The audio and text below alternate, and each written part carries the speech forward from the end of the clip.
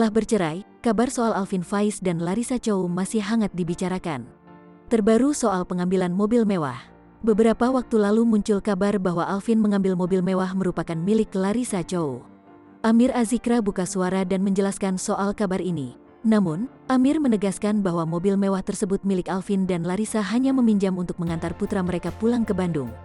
Kalau itu setahu Amir mobil itu Cici, Larissa, minjem mobil untuk antar Yusuf begitu, ucap Amir Azikra di kawasan Az-Zikra Sentul Bogor, beberapa waktu lalu. Nah, kemarin pada saat kita ke Bandung Bang Alvin pakai mobilnya, ungkap Amir.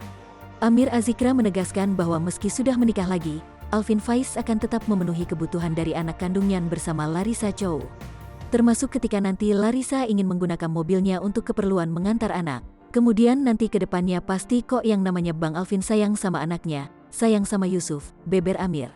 Artinya nanti keperluan-keperluan Yusuf insya Allah Bang Alvin penuhi, sambungnya. Sekedar informasi, kabar mobil yang biasa dipakai Larissa diambil oleh Alvin Faiz ramai dibahas media sosial.